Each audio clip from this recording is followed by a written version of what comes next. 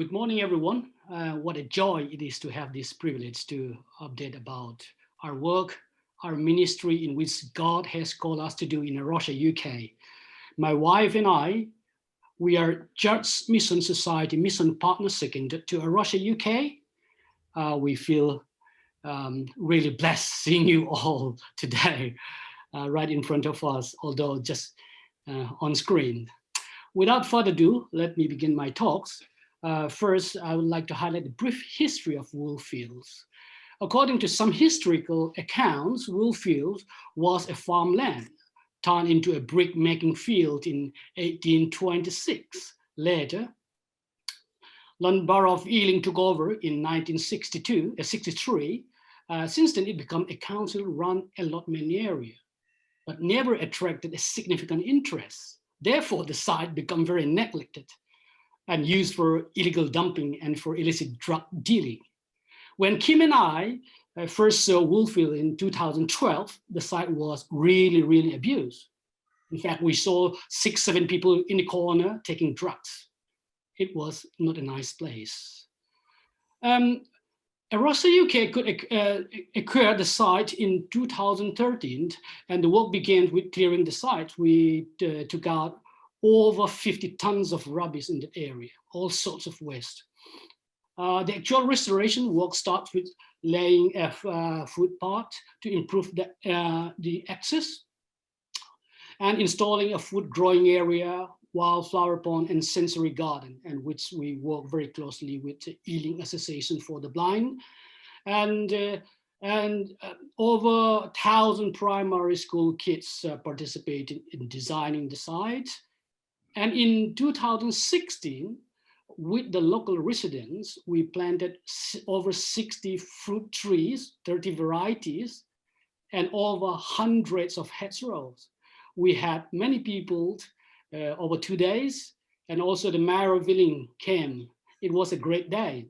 And later, the beehive and wildflower meadow were installed. The site is now functional multi-purpose green space and a very good area for people and wildlife now. As you can see the map, the site has a different elements. The site is looking very beautiful now, actively used by local churches, community group, colleges, and schools. The former mayor of Ealing, Harbhajan Kaur, said, Woolfield is one of the best examples of community engagement in West London and a shining example of what can be achieved when people work together. And especially, I'm very pleased with the ponds. We have 2 ponds, one is a very small one. These additions had a noticeable impact on the site species diversity. We have identified 5 species of dragonflies and damselflies. And this year, we witnessed tadpoles and newts, which is a new thing for Woolfield, and we are very pleased with that. The site is well used by the local churches for outdoor worship, Easter sunrise service, youth activity, outdoor Bible studies, and the local primary school start using as a site for schools. My wife, Kim, is a volunteer helping manage the Arusha UK Center until last year. And we work very closely in many ways, especially with regards to community events. Let me hand over to her. I think she has got something to say for us too. Hi, everyone. I'm Kim. It is a real privilege to speak to you all today. Yes, as Kailean just mentioned, I used to health education events at Minute Country Park and more recently in Woolfields. We work very closely with over 10 local primary schools, along with our education officer. We used to run after school club and summer play scheme and other outdoor fun activities. With regards to community events, I'm still helping even during the pandemic, as 60% of our Woolfields volunteer are women, with people from different faith and cultural backgrounds, such as Muslim, Sikhs, and Hindu. Some women are conservative and are not very comfortable to be left alone with men. So I try my best to attend most community events to welcome people. The main reason is we want to make sure all the people who comes are feeling safe, comfortable, and happy on the site. And this is how we build our relationship with the local community and groups and promote love and care for the nature. On the normal summer open day, we have around 30 to 60 people at Woolfield. Before the pandemic, I hope we can do this again as lockdown restriction is relaxing gradually. Thank you. Yes, thank you. The year 2020 was a hard year, and it is still now. We are not out of the year yet. We have lost two very committed Woolfield volunteers. Lockdown restrictions was limiting us, impacting us in various ways. However, we somehow worked out a system where volunteers would take in turn to visit Woolfield for site maintenance, as the site require maintaining almost every day. Although the pandemic brings us many heartsease, wildlife seems to do really well. With less noise from the Heathrow Airport flight, we hear more bird songs and enjoy it more than ever. The pond we relined last September, the smaller pond, is now harboring wildlife. We are so pleased to see tadpoles and mallards and coots and mandarin ducks start visiting the sites. It's amazing.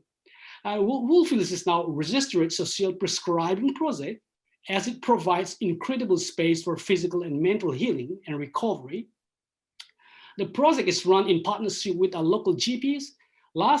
Since last year, we have around about 10 to 12 people. We are very pleased with this partnership. It's a great way to help people and nature. The work continues to progress in Woolfield. The volunteers start coming back gradually as we emerge out from this pandemic. And the art project that was on hold due to lockdown is slowly taking to take shape again. Hopefully, we should be able to complete it this coming summer. And as a part of disability project, we work alongside Southall Lions Club. We are working on a raised bed now. Hopefully, we will complete it soon. And this project, in particular, will help wheelchair user and make the site more accessible and welcoming. For future plan, we really want to work more closely with the local churches. And we have been discussing with our local churches to install a prayer spot, a labyrinth. As lockdown eases, people within our communities are feeling more safe to meet outdoor and worship God outdoor. And we are keen to offer a space to enable this with a focus on worshiping God in creations and reconnecting people with creations. And we think it's a good way to strengthen our partnership with the local churches and encourage more church on creation care. And the other thing is that we want to extend our wildflower meadow and also install more beehive and plant fruit bushes and hedgerow to create more habitats and food for wildlife. And our ultimate aim is to help create a good demonstration site, a little oasis for people and wildlife. To conclude my talks, I just want to share one of the messages that we received from one of our volunteers before she left us. She emailed me personally. She said this, I just want to read out. I was having many issues in my life. My confidence was shattered and I struggled to know who to trust. Woolfield become a safe space for me, a place to feel welcome more for who I am than for what I can do, a place to soak up the beauty and vitality of living things and learn about the nature. Woolfield has been a part of the process, helping me to restore my strength, rebuild my confidence, and regain my faith in others. I am grateful for Woolfield plays a vital roles in my life. Thank you, Erosa UK. I find this really touching. At personal level, for Kim and I, Woolfield is a platform, is a venue where we build relationship, It's a place where we demonstrate our Christian faith into action. It is a place where we practically witness God at work, and a place where we worship and pray with other faith backgrounds and serve Jesus. Thank you so much for your support. Thank you very much.